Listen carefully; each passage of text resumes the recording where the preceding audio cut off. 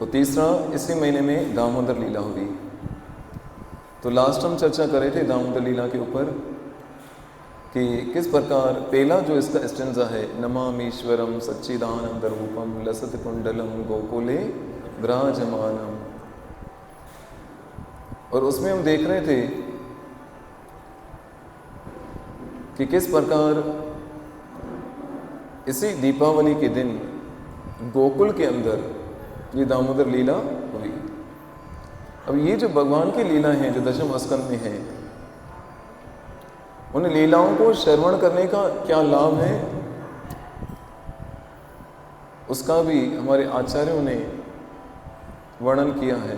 तो आइए फिर इस लीला को थोड़ा आगे बढ़ाएं। लास्ट टाइम हमने श्रवण किया कि इतने सारे नौकर चाकर होने के बाद भी यशोदा मैया कृष्ण के लिए स्वयं माखन निकाल रही हैं। और इस महीने में लगभग क्या होता है, ठंडी के दिन होते हैं, यहाँ तो पता नहीं चल रहा है। और ऐसे ठंडी के समय पर भी यशोदा मैया जब वो माखन निकाल रही थी तो ऐसे लग रहा था कि बहुत परिश्रम के कारण ऐसे ठंड में भी उनको पसीना निकल रहा था, लेकिन वो सब था किसके लिए? कृष्ण के लिए। और इस तरह से यशोदा मैया उस माखन में निकालने में मगन थी। हमने लास्ट में यहाँ तक विराम दिया था कि हमें अपने बालकों के लिए इस चीज़ का विशेष ध्यान देना चाहिए कि आज अगर लोगों की बुद्धि भ्रष्ट हो रही है,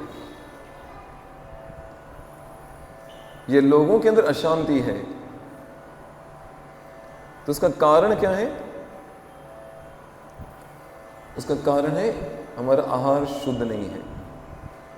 तो जितना अधिक हो सके अपने आहार को शुद्ध करना चाहिए और स्वयं अपने घर पे बनी हुई वस्तुएं जो ठाकुर जी को भोग लगी हुई हैं उन्हीं को ग्रहण करना चाहिए। क्योंकि भगवद गीता में भगवान कहते हैं जो मुझे अर्पण करके नहीं खाते वो क्या है? चोर है। और वो क्या खाते? पाप खाते हैं। अब सोचो कितना क्वांटिटी का पाप हमारे अंदर जमा हो गया होगा और कितने बड़े चोर, कितनी बार हमने चोरी की होगी, तभी तो माला में मन नहीं लगता। तो पहले आहार शुद्ध हो, सत्व शुद्ध हो, पहले आहार की शुद्धि बहुत जरूरी है। जब आहार शुद्ध होगा तो फिर भक्ति की, भजन की कोई बात समझ आएगी, नहीं तो समझेंगे तो ऊपर से उड़ा देंगे, पता ही नहीं चलेगा। और हमारे स्वास्थ्य से भी जुड़ा हुआ है कि कोविड के टाइम पे लोग सुधर गए थे, अभी फिर से जितना वो एक साल तक छोड़ा था ना, अब उसकी इतनी कसर निकाली। मेरे ख्याल में उस कोविड के बाद तो 10% दुकानें और खोल गई हैं, वो सब चल रही हैं। पर जिन्होंने छोड़ दिया तो वो बदला ले रहे हैं, क्यों हमसे ये साल पूरा छुड़ाया गया। तो आहार शुद्ध हो, सत्व शुद्ध हो, यानी आहार से कहते हैं जैसा आहार तैसा विचार। तो इस प्रकार यशोदा मैया के हमसे ये सीख मिलती है। फिर आगे ऐसे वर्णन आता है कि लाला जैसे ही उतरे, सॉरी आंख खोली तो देखा तो पास में मैया नहीं है। और बालक का स्वभाव होता है, जैसे आंख खोलती पहले देखता है माँ के साथ सोया था तो माँ है कि नहीं, देखा तो यशोदा मैया नहीं है। तो उस पलंग से इतना टेक्निक से उतरे हैं। और छोटे बालक इमेजिन तो करो, जो उतरता है बिस्तर से तो कैसे उतरता है? ऐसे पहले पेट के बल उल्टा होगा, फिर धीरे धीरे धीरे चादर को खसकते हुए पकड़ते, फिर धीरे धीरे नीचे आराम से उसको लैंडिंग होगी। वो दबे पांव सीधा चले गए किसके पास? यशोदा मैया के पास। तो यशोदा मैया उस समय उस माखन के बिलोने में इतनी मगन थी कि लाला की तरफ ध्यान नहीं दिया। खूब परिश्रम कर रही हैं, पसीना निकल रहा है, मालती के फूल उस समय गिर रहे हैं, वो यशोदा मैया गुनगुना रही हैं। तो कृष्ण ने जाके यशोदा मैया को अपनी तरफ ध्यान आकर्षित करने का प्रयास किया, परंतु यशोदा मैया ने देखा नहीं। तो कृष्ण ने क्या किया, एक हाथ से मथनी को पकड़ लिया, बिलोनी को, और एक हाथ से मैया के कंधे को पकड़ के उनकी गोद में चढ़ गए। और जैसे ही गोदी में चढ़े तो माँ यशोदा ने देखा अब तो लाला जाग गया। और प्रयास किया माखन निकालने का कृष्ण, लेकिन छोड़ने वाले नहीं थे। और माँ समझ गई कि बाल कृष्ण को अभी क्या है, इनको दूध पीने की इच्छा हो रही है। और यशोदा मैया ने उनको अपना स्तनपान कराना आरंभ कर दिया। अब ऐसे में क्या हुआ, पास के अंदर ही चूल्हे के अंदर दूध उबालने के लिए, गर्म करने के लिए यशोदा मैया ने रखा था। और उस दूध को उबलते उबलते अब यहां तक बात पहुंच गई, दूध उबलकर अब बाहर गिरने वाला था। ऐसे में यशोदा मैया की दृष्टि उस दूध के ऊपर गई और यशोदा मैया ने देखा एक तरफ कृष्ण दूध पी रहे हैं, दूसरी तरफ उसमें चूल्हे पे दूध रखा है, वो उबल रहा है। उस दूध को बचाने के लिए यशोदा मैया ने प्रयास किया कि कृष्ण थोड़ी देर दूध पीना बंद करें, पर कृष्ण उस समय इसके लिए तैयार नहीं थे। तो जैसे तैसे करके माँ ने लाला को अपने से दूर किया और उस दूध को बचाने के लिए गई। जैसे ही दूध उबलकर अभी बस अग्नि में गिरने ही वाला था, तो यशोदा मैया पास में गई, उस दूध को पहले क्या किया, ऐसे होता है ना, फूंक मारते हैं पहले दूध को नीचे करने के लिए, इतना में नहीं हुआ, फिर हल्का सा पानी का छींटा उठा के उसको मारा ताकि दूध गिरे नहीं। और महात्माओं ने ऐसे भगवान की इस दामोदर लीला पे इतनी सुंदर टिप्पणियां की हैं कि वो जो दूध है वो कोई साधारण दूध तो होगा नहीं, क्योंकि वो तो वृंदावन में जो भी वस्तु है वो सब चिन्मय है। चिन्मय मतलब वहां सब चीज चेतन है। जैसे हमारे में जड़ है ना, जैसे दीवार जड़ है, टाइल ये बोल नहीं सकती है, लेकिन बिरज की लीला के अंदर, ठाकुर जी लीला के अंदर सारी चीजें, गाय से लेकर बछड़े से लेकर चाहे दूध से लेकर सब चिन्मय है, वो सब चेतन है। तो कहते उस समय उस दूध ने ऐसा विचार किया कि कृष्ण तो कंटिन्यू देखो दूध पिए जा रहे हैं और इनका पेट भर गया, तो मैं कहाँ जाऊंगा, मुझे तो इतने जन्मों लग गए और ये जन्म मुझे मिला है कि मैं ठाकुर जी की सेवा करूंगा, मुझे वो पान करेंगे, मुझे पिएंगे, पर ऐसा लग नहीं रहा है। तो दूध ने सोचा अगर इस जन्म में भी ठाकुर जी की सेवा नहीं कर पाया, इससे अच्छा है कि मैं अपना जीवन ही त्याग दूं, सुसाइड कर लूं, ऐसा जीवन किस काम का। तो यहाँ यशोदा मैया ने जो कृष्ण को छोड़कर उसे दूध को बचाया, तो महात्माओं ने उसके ऊपर वो सुंदर टीका टिप्पणी की है कि यशोदा मैया ने उस समय जो दूध को बचाने गई, तो ये ठीक किया कि गलत किया। देखने में जाहिरी तौर पे ऐसे लगता है दूध 10 लीटर दूध की क्या कीमत होगी, और एक तरफ कृष्ण, और कृष्ण को छोड़ के दूध बचाने के लिए चली गई। एक्चुअल में यशोदा मैया के इस लीला के लिए महात्माओं ने कहा है कि एक वैष्णव का ही लक्षण होता है। कहते हैं ना, वैष्णव जन तो तेने कहिए जो पीड़ पराई जाने रे। अब वो दूध विचार कर रहा था कि देखो यशोदा मैया इस लाला के दूध पिलाने में इतना आनंद ले रही हैं, पर मेरी सेवा का टाइम तो आएगा नहीं, मेरा अवसर तो आएगा नहीं, इससे अच्छा है मैं अपना शरीर छोड़ दूं।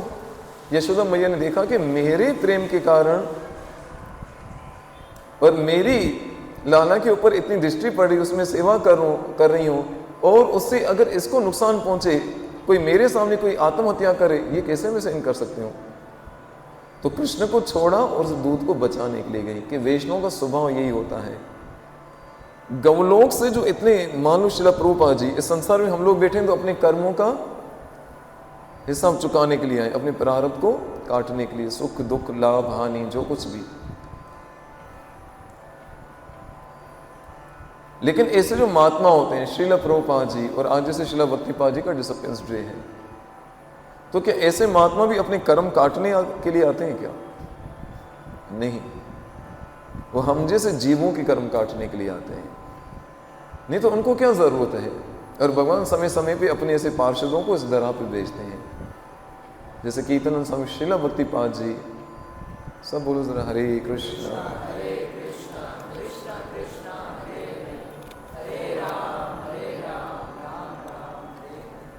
और श्रीला भक्तिपाद जी इसकी जीती प्रज्वलित उदाहरण है। जैसे यशोदा मैया ने उस दूध को कृष्ण को छोड़कर दूध को बचाने गई, ऐसे जितने भी महान आत्माएं होती हैं, महान आचार्य होते हैं, ये तो सदैव नित्य उस भगवान के लोक में भगवान के साथ निवास करते हैं, और उनके कोई कर्म या प्रारब्ध नहीं होते जिस दरा पे आए कि प्रारब्ध अपने काटने के लिए आ रहे। श्रीला प्रभुपाद जी, श्रीला भक्तिपाद जी, वो तो उस गौलोक को, कृष्ण को छोड़कर इस दरा पे आते इसके लिए कि हम जैसे जीवों के बंधन काटें। तो इसलिए यहाँ पर बहुत अच्छी टीका की हुई है कि यशोदा मैया ने कृष्ण को छोड़कर दूध को बचाने गई। एक वैष्णव का स्वभाव होता है, जो उच्च कोटि के महात्मा होते हैं वो फिर ऐसे हम जैसे जो कनिष्ठ अधिकारी थे उनको दया करने के लिए ऊपर से होकर एक नीचे आ जाते हैं। जैसे शिला प्रभुपाद जो कोई आवश्यकता तो नहीं थी, लेकिन उन हिप्पियों के बीच में जो पूरी, जिनको कि कपड़े भी नहीं पहने होते थे, खान पान की तो सुध नहीं थी, ऐसे ही हमारे गुरुदेव शीला भक्तिपाद जी इस दरगाह पे हम जैसे पतित जीवों का उद्धार करने आए। और ऐसे इसे कहते हैं एक सज्जन और दुर्जन, दो व्यक्ति होते हैं और दोनों ही दुख देते हैं। दुर्जन यानी कि पापी व्यक्ति जब हमें मिलता है तो दुख देता है, और सज्जन व्यक्ति जब हमसे बिछड़ता है तो दुख देता है। इसलिए नरोत्तम दास ठाकुर जी ने गाया है, जय अनिलो प्रेम धन करुणा परचूर। नरोत्तम दास ठाकुर जी की पीड़ा है ये। जिस समय नरोत्तम दास ठाकुर जी नरोत्तम दास ठाकुर जी थे ना, ब्रज की तरफ आ रहे थे तो ये विचार कर रहे थे, रूप सनातन गोस्वामी अन्य आचार्य, इनका मैं दर्शन पाऊंगा, इनका सानिध्य मिलेगा। लेकिन जैसे जैसे नरोत्तम दास ठाकुर जी आगे बढ़ते जा रहे हैं, ऐसे इनको मालूम पड़ता जा रहा है कि एक एक आचार्य अपनी लीला को अविराम देख के निकलते जा रहे हैं। तो उस समय नरोत्तम दास ठाकुर जी का ये विरह गीत है, उन्हें वैष्णव से विरह का, कि मैं करूं क्या मैं अपने सर को उन पहाड़ों से टकरा के मार दूं? क्या करूं इस जीवन को, जो ऐसे आचार्यों का संग मुझे ना मिले। तो ऐसे यार कीर्तन संग शिला भक्तिपाद जी, आज मैं दामोदर लीला से भक्तिपाद जी के जीवन पे चर्चा करते हैं, ये अच्छा अवसर है। तो सौभाग्य से हम उल्लासनगर वाले बहुत भाग्यशाली हैं कि भक्तिपाद जी की अंतिम लीलाओं को हम सब ने बापू जी की कृपा से दर्शन किए। कई बच्चों ने भी उनको देखा हो, उसे स्पर्श भी किया हो, सेवा भी की हो। कीर्तन स्वामी शिला भक्तिपाद जी का जन्म जो हुआ था वो एक पादरी परिवार में हुआ था, और अमेरिका के अंदर डबल PhD, और बाइबल में तो मास्टर हैं। पादरी के घर पे इतने बड़े जो पोप होते हैं उनके घर पे, तो फिर कैसा उनका होगा। और ऐसे शिला भक्तिपाद जी जब बाइबल में पढ़ते थे, जब जीसस क्राइस्ट कहते हैं I am the son of the God, तो भक्तिपाद जी के मन में ये प्रश्न उठता था, अगर जीसस क्राइस्ट खुद को भगवान का पुत्र कहते हैं और ये बार बार मैसेज दे रहे हैं कि मैं सब जीव आत्माओं को इस संसार में लेने के लिए आया हूं भगवान के पास, तो फिर वो पिता कौन होगा? वो उनको बाइबल में इसका उत्तर नहीं मिला। तो इस उत्तर को खोजने के लिए वो भारत भूमि में आए, और जहां तक मुझे स्मरण हो रहा है भारत भूमि में आए थे ना, तो उसी जहाज में आए थे जिस शिप में शिला प्रभुपाद जी बैठ के अमेरिका गए थे। प्रभुपाद जी अमेरिका पहुंचे और भक्तिपाद जी उसी शिप में बैठ के यहाँ भारत पहुंचे। क्या ढूंढने के लिए? ऐसा परफेक्ट गुरु ढूंढने के लिए। अब प्रभुपाद जी वहाँ और भक्तिपाद जी यहाँ। तो भक्तिपाद जी ने बहुत विचरण किया, ऋषिकेश में गए, हरिद्वार, अन्य जगहों पे गए, हर जगह पे वो धम्मा रुदम वो बाबा लोग मिले, ऐसा गुरु नहीं चाहिए। तो वापस लौट गए, जो जिसका था उनको मिलना था। वो गाते ना बापू जी कभी कभी, कई जन्मों से, गाओ तो जरा ये, कई जन्मों से बुला रहे हो, कोई तो रिश्ता जरूर होगा, कई जन्मों से बुला रहे हो, कोई तो रिश्ता।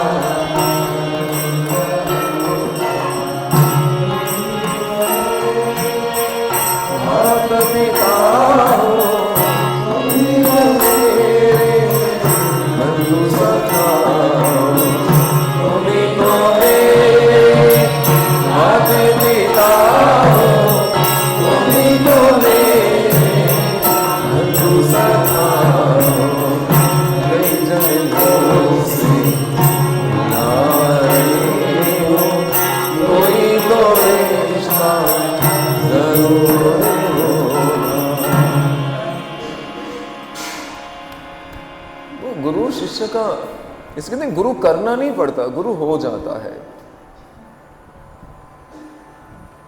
ध्रुव महाराज कोई गुरु को ढूंढने निकले थे क्या? नहीं, वो तो साधना के पथ पे निकले, नारद जी आ गए।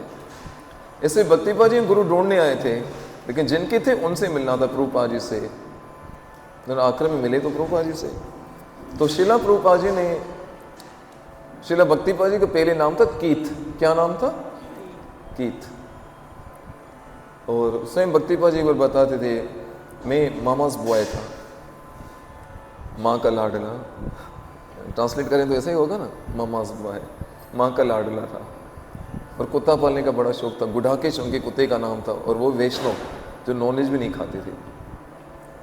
तो शिला प्रभुपाद जी के साथ जब भक्तिपाद जी का मिलन हुआ, तो वो जो उनके अंदर जिज्ञासा थी, जो अनकम्प्लीट थी, वो सारी जिज्ञासाएं प्रभुपाद जी के द्वारा पूर्ण हुई। और शिला प्रभुपाद जी ने कीथ से उनको नाम दे दिया कीर्तनानंद आनंद स्वामी। क्या नाम दिया? कीर्तनानंद स्वामी, श्रील भक्तिपाद। और श्रील भक्तिपाद जी का जो समर्पण, उनका जो जुनून प्रभुपाद जी के प्रति, वो बड़ा सराहनीय है और आइडियल है एक सद शिष्य के लिए। और विशेषकर कुकिंग के अंदर, रसोई के अंदर तो शिला भक्ति बहुत एक्सपर्ट थे।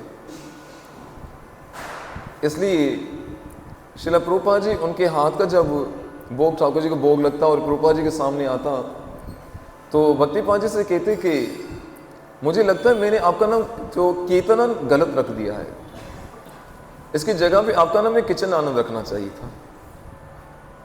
यानी इतने एक्सपर्ट थे।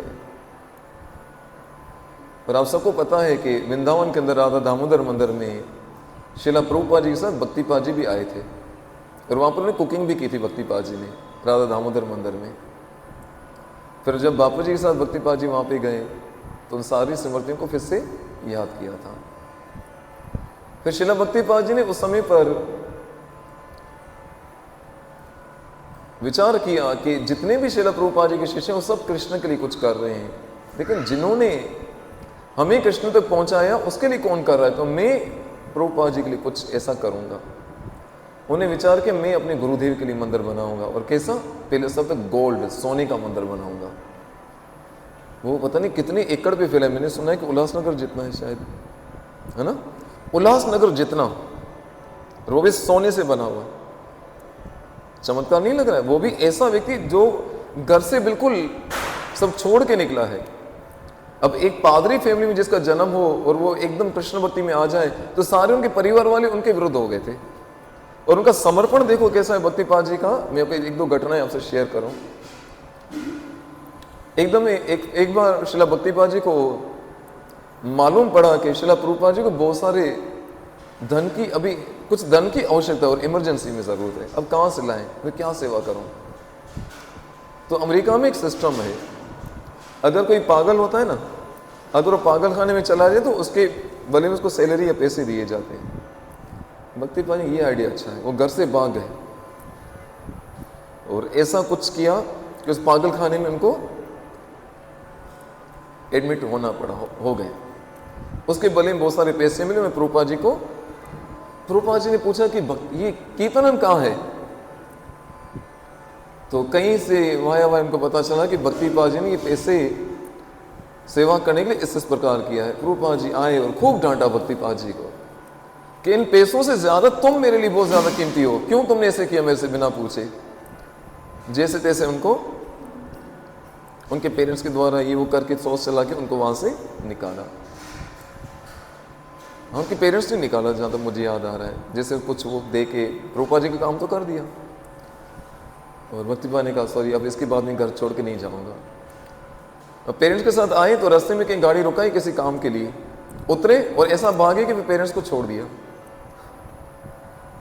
ये जुनून प्रभुपाद जी के लिए। डबल पीएचडी अमेरिका के अंदर एक पादरी के घर पे जन्म लेने वाले, उस पैलेस ऑफ गोल्ड में बनाने के लिए जो उनकी तपस्या है, उस बर्फ के पहाड़ों के बीच में खाने के लिए कोई वहां अग्नि ये वो कुछ नहीं, वो सर्दी भी ऐसी जो हड्डियों को चीर के निकल जाए। हमेशा पूछो नरोत्तम से फोन करके भी दिसंबर में क्या होगा वहां पे। सुबह उठ के तो वहाँ पहले पहले क्या करना पड़ता है, बर्फ़ को दरवाजे बाहर से हटाना पड़ता है। और ऐसे तो बोलते हैं ये तो भाई हमारा ईंधन है, इसके बिना तो बॉडी गर्म नहीं होती है। तो ऐसे वातावरण, उन बर्फ़ के पहाड़ों के बीच में पहले समय तक गोल्ड, कभी देखा है आप लोगों ने, फोटोज देखे, कभी टेरेस पे जाना, वो पूरा जो उसका है ना, बहुत सुंदर वो लगा, एक एक चीज़ बहुत अच्छे से लगी हुई है। वो क्या, और पता है अमेरिका में उस पहले से गोल्ड को वहाँ का ताजमहल कहा जाता है, इतना सुंदर है। इस शरीर के कज़न है अखंड भारत में, वो गए एक बार, बापू जी के साथ गए थे, वो देख के आए। और मैं खुद को इतना लकी समझता हूँ कि ऐसे शिला भक्ति भाई के चरण इस सर पे पड़े हैं। और मेरे शरीर की बहन है, उसका भी फोटो अभी वो इंदौर में रखा है। मुझे अभी ये बापूजी के पुत्र बाबा ने मुझे दिया था, वो वहाँ से अखंड भारत से किसने भेजा था, उस टाइम खींचा, फिर पता नहीं कहाँ चला, अभी मिला। वो भक्ति भाई चरण ऐसे सर पे हैं।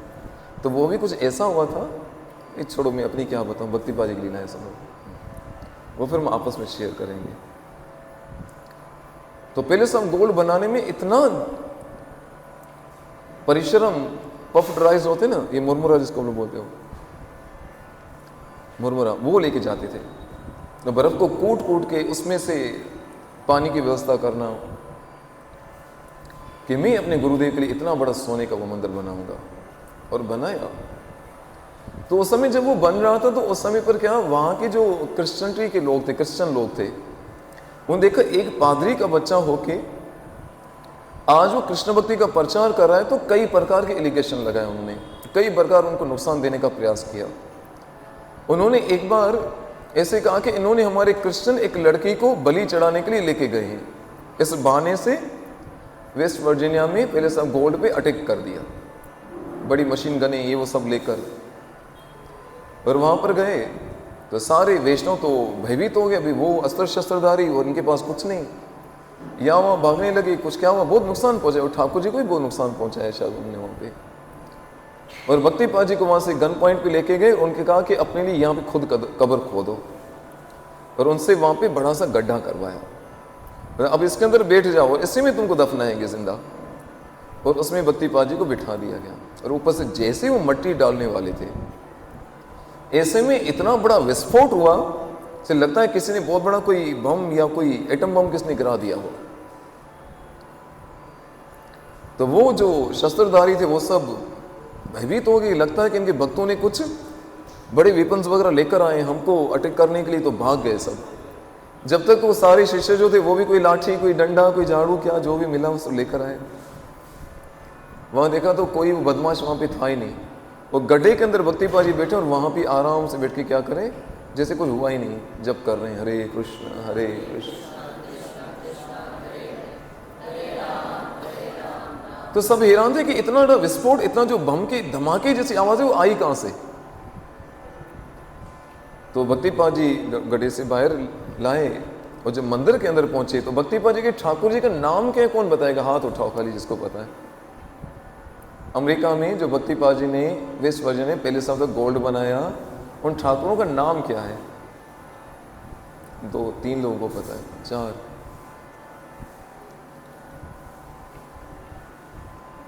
ये 4.25, 4.5, और कोई, हाँ सामी, जोर से बोलो। हाँ, भक्ति पाजी के ठाकुर के नाम ही श्री श्री राधा वृंदावन चंद्र है, इसलिए बापू जी ने अपने ठाकुर का नाम श्री श्री राधा वृंदावन चंद्र रखा। बहुत सुंदर, बहुत विशाल विग्रह है वो। तो अंदर जब गए तो उसमें से क्या हुआ था, उस समय भक्ति पाजी की जो रक्षा जो की थी वो साक्षात श्रीमती राधा रानी ने की थी। क्या हुआ था कि राधा रानी की गली में एक मोतियों की माला थी, वो खुद टूट के इतना जोर से नीचे थाल में गिरी थी, वो इतना जोर से धमाका हुआ, समझो कि बम बम फूटा है, तो सब भागे, ऐसे रक्षा की। फिर एक बार फिर ऐसा ही एक वहां पर जब वो काम चल रहा था वहां कंस्ट्रक्शन का, तो उस समय पर ऐसा एक सरफिरा भक्ति पाजी को नुकसान देने के लिए आया, और स्टील की राड होती है ना जो, वो ये जगह पे इतना फुली फोर्स के साथ इतना जोर से प्रहार किया। उसी टाइम पे एयर एम्बुलेंस के द्वारा भक्ति पाजी को ट्रीटमेंट के लिए लेके जाया गया। फिर बाद में ट्रीटमेंट हुई, सीटी स्कैन, ये जो कुछ हुआ, तो उस डॉक्टर का कहना है कि अगर 12 लोगों को एक साथ लाइन में खड़ा करो और जित जोर से ये डंडा मारा, इसे मारा जो 12 लोगों से एक भी नहीं बचे, ये इतना जोर का प्रहार था। अब ये बच गए तो इसके पीछे चमत्कार है, और चमत्कार भी क्या था उसका तो प्रमाण भी मेरे पास पड़ा है अभी भी। वो जब राड जो लगी थी तो वो सिटी स्कैन में आए तो भक्ति पाजी के दिमाग का जब वो निकाले गया ना, सिटी स्कैन होती है ना, क्या बोलते हैं इसको, हाँ, तो उसमें उस सिटी स्कैन में कुछ और दिखना चाहिए, उसमें तो भगवान नरसिंह दिख रहे थे। जैसे कई सीनियर डिवोटीज हैं, उनका ऐसा कहना है कि साक्षात प्रहलाद महाराज ही भक्ति पाजी के स्वरूप में हमारे बीच में आए। नहीं तो ये साधारण बात है कि सिटी स्कैन हुआ, उसमें इतनी राड लगी और अंदर नरसिंह भगवान का वो चित्र आए। कितना प्राउड, मैं सही में कभी इन चीज़ों पे ध्यान दें, कितना लकी हूँ मैं, कितना प्राउड फील होता है कि ऐसे भक्ति पाजी के चरण सर पे पड़े और ऐसे भक्ति पाजी की सेवा का अवसर भी कई बार मिला। उस समय भक्ति पाजी अमेरिका में थी, नंदा प्रभु बैठे हैं उस समय, और भी बहुत सारे भक्तों, सबकी दीक्षा वहीं से हुई थी। फिर इसके बाद और भी बहुत सारी लीलाएं, कुछ मर्यादा है तो उसमें मैं कुछ शेयर जनरली नहीं कर पा रहा हूँ। भक्ति पाजी की अगर ग्रंथों के नाम हम लें तो जैसे शिला प्रभुपाद जी ने भागवत महापुराण के ऊपर कमेंट्री लिखी 12 स्कंदों के ऊपर 18 पार्ट्स के अंदर, शिला भक्ति पाद जी उसको समराइज करके लिखा हार्ट ऑफ द भागवत। अगर उसको पढ़ें तो पता चले कि क्या। मैं एक छोटी सी घटना बता रहा हूँ, ठीक है, एक और लीला शेयर करता हूँ जो इस शरीर के साथ हुई। नल्ला प्रभु को शायद याद हो कि नहीं, बहुत पुरानी बात है। अखंड भारत में उथल में रहते थे, एक पादरी आता जिसका नाम था सैमसन, याद आ रहा है? हाँ, नल्ला प्रभु को याद है। और बड़ा उर्दू में के तो मलन निसार, बहुत अच्छे स्वभाव वाला व्यक्ति, हंसता मुस्कुराता, और सौभाग्य से हम दोनों की शॉप आमने सामने थी। तो वो एक्चुअली उसका नाम था सैमसन, सेम संग नहीं, हाँ, सैमसन। अब सोचो उसके पास जो लॉजिक थी, उसके जो फिलोसफी थी, इतनी स्ट्रॉन्ग थी उसकी बाइबल के ऊपर। वहां उस अखंड भारत में मुसलमानों को भी उसने क्रिश्चियन बनाया था, कोस्ट गार्ड पे। 2-3 से माताएं भी थी, कुछ और भी थे, इतना स्ट्रॉन्ग उसकी। और हम लोग तो क्या वो मस्ती में होते थे, कैसे कृष्ण नाचते नाचते आ गए यहाँ तक, हमें तो कुछ पता नहीं। पर मुझे उस समय एक शौक था शास्त्र पढ़ने का। अभी बहुत सारे मेरे ऐसे ज़्यूरोस करके बुक्स में बनवाते, इतना दूर से ज़्यूरोस करवानी जानी होती थी। उस समय मेरे हाथ में लगी थी क्राइस्ट और कृष्णा, बहुत अद्भुत ग्रंथ है, उसको मैंने दिल से पढ़ा था। और एक हमारे सीनियर गुरु भाई आत्माराम प्रभु, वो भी मैं सुन के पढ़ाते थे कई बार, क्राइस्ट एंड कृष्ण, उसको तो मैंने खुद भी बहुत अच्छे से पढ़ा था। अब मुझे नहीं पता था कि क्यों पढ़ रहा हूँ। अब वो सैमसन जब आया तो वो इतना प्यारा सा, मीठा सा, क्या बोलूँ उसको, कभी खजूर लेकर आए मेरे लिए, कभी मिठाई लेकर आए, उसे बात करते करते करते उसकी दोस्ती हो गई। रोज़ बैठे। तो किसी ने मुझे बताया, सावधान है ना, ये थोड़ा षड्यंत्री दिमाग है, ये ऐसे काम के लिए आ रहा है। अच्छा ठीक है। अब उस दिन जवानी तो जोश था और पागलपंती थी कुछ भी करने को। हाँ। तो कई टाइम और कई बार उत्तरेश्वर मंदिर में भी चला हमारे साथ। एक दिन उसने वो खुल के सामने बोला, ये वो आनंद भाई कहते थे प्यार से, आनंद भाई आज ना आप में अटैक करने आया हूँ। मैं अच्छा, वैसे मैं तो कब से प्रतीक्षा कर रहा हूँ, वेलकम, बोलो आप। फिर उन्होंने सारा मूर्ति पूजा के ऊपर, अपनी क्रिश्चियन फिलोसफी पर बहुत कुछ उसने झाड़ा। और सौभाग्य से वो क्राइस्ट और कृष्णा में बाइबल की इतनी वर्सेस थी जो मुझे लगभग उसने सब याद थी। तो वो जो मुझे कहता उसका काउंटर करके उसको इसका उत्तर देता, जो कहता उसको काउंटर करके कहता। फिर मैंने उसको उनकी गलतियां बताई कि क्रिश्चियन धर्म में ये गलतियां हैं, बताओ ये है कि नहीं।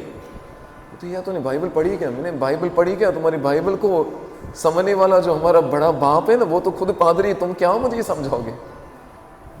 और आज भी मुझे याद है, विश्वास करो, हाथ जोड़ के गया, यार मैंने गलत जगह पंगा ले लिया, गया, इसके वापस कभी आया नहीं। आया तो बहुत समय का, मेरे 5,000 रुपये खा गया मेरे। उस टाइम 5,000 बड़ी बात थी। वो क्यों लिए थे वो भी बारे में बताऊँ, बस दया भाव, यहाँ ले जाओ भाई कोई बात नहीं। फिर इसके बाद आए नहीं। मुझे लगा जो मिठाइयाँ गिफ्ट लाए तो वसूल करके गया।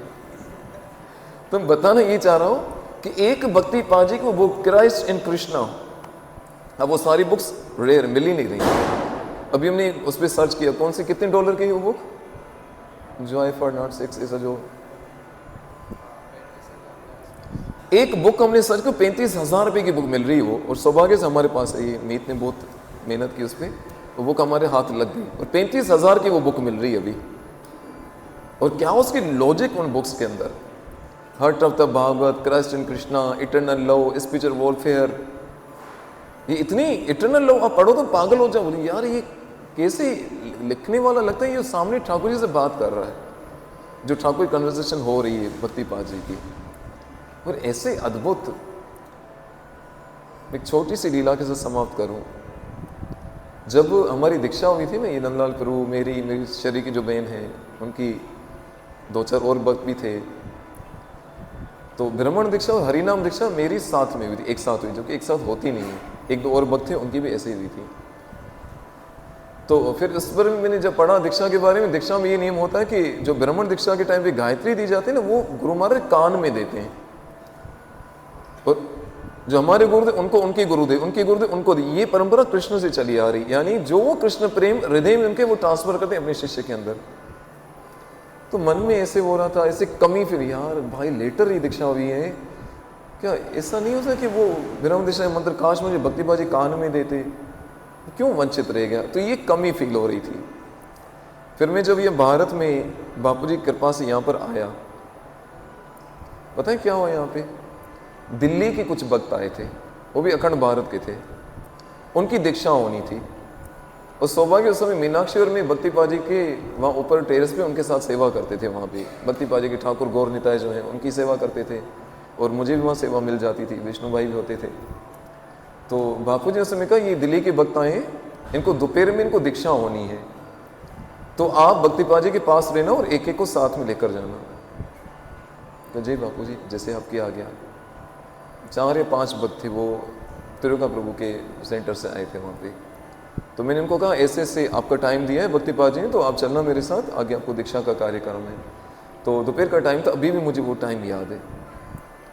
तो एक करके भक्ति पाजी जो टूटी फूटी इंग्लिश जो आती थी, कपिल शर्मा वाली मुझे जितनी, तो पहले मुझे बुला, फिलहाल को लाओ, उसको लेके गया अंदर, उसको बताया, दीक्षा का नाम वाम सब कुछ दिया। फिर दूसरे को बुलाया, फिर तीसरे की ब्राह्मण दीक्षा थी, तो उनको भक्ति पाजी कान में मंत्र देने वाले थे।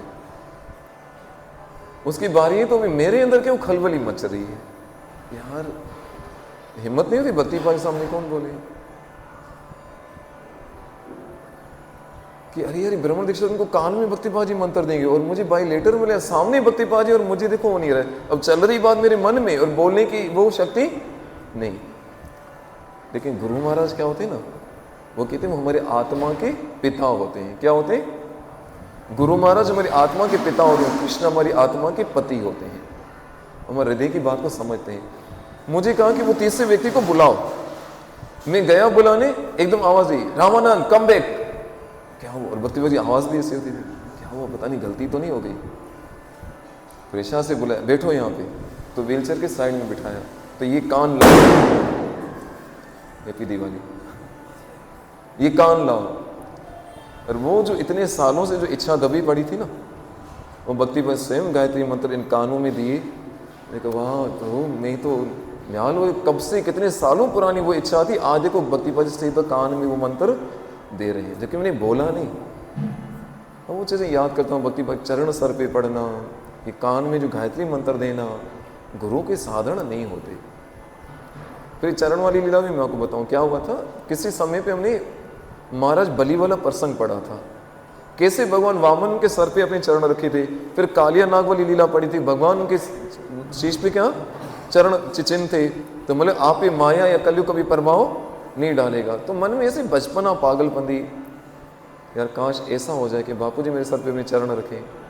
तुमने वीज़ा के लिए अप्लाई कर, रिजेक्ट नहीं हुई। ये नंदा और उद्धव तो पहले होके आ गए थे ऋषिकेश में रह के, तो मेरी रिजेक्ट। फिर बाद में क्या हुआ, बापू जी बस मैं तो नहीं जा सका। फिर भक्ति पाजी वहाँ अखंड भारत में आए। भागनाडी सेंटर है, वहाँ पे मुझे सेवा मिली हुई थी। आई थिंक फ्राइडे का दिन होता था शायद, या सैटरडे था, मतलब फ्राइडे था सैटरडे था, फ्राइडे ना। वो बाइक वाला सीन तो भूल नहीं सकते, वो पुलिस वाले जो लेके गए थे हम लोगों को। तो फ्राइडे को वहाँ सौभाग्य से सत्संग की सेवा इस दास को मिली थी भागनाडी सेंटर में। तो भक्तिपा जी जब आए तो हर सेंटर में लेके जा रहे थे, इसी वाणी को अभिराम दो। भक्तिपा जी आए तो बहुत हड़ादौड़ी मची हुई थी कि भाई अब भक्तिपा जी आ रहे हैं, तो ये कृष्णा ईश्वर रेसी दूसरे बहुत सारे लोग थे। हमने कि चलो चरण अभिषेक की तैयारी करते हैं। तो मैं तो तैयारी में लगा था, तब तो भक्तिपा जी आ गए और आए तो मात्र 5-7 मिनट के लिए। तो सीधा लेके गए अंदर ठाकुर जी के दर्शन करवाने।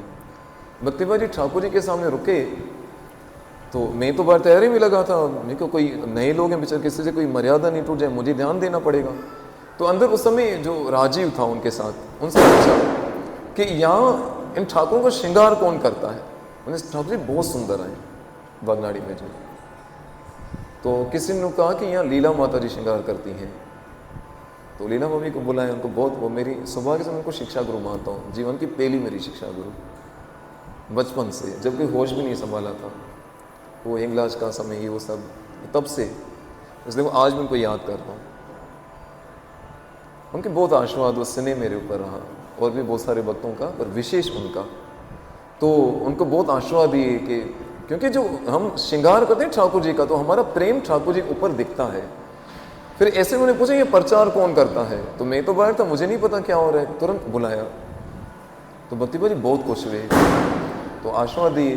फिर बाद में फिर स्वामीनारायण टेम्पल में एक एक सेंटर के भक्तों को एक एक को कर 1 बाय 1 मिला रहे थे। तो हर कोई अकेले मिल रहा था। जब मेरी बारी आई तो एक ट्रांसलेटर भी थे। उस टाइम पूछा भक्तिपा ने, दर्शन तो पहले दे दी, तो उन्हें पता चल गया था। बाकी भक्तों ने बताया था कि यहाँ प्रचार करते हैं, ऐसे इनकी सेवा चल रही है। तो बहुत खुश है, आप मेरे से क्या चाहते हो? आते हो शब्द मुझे याद है।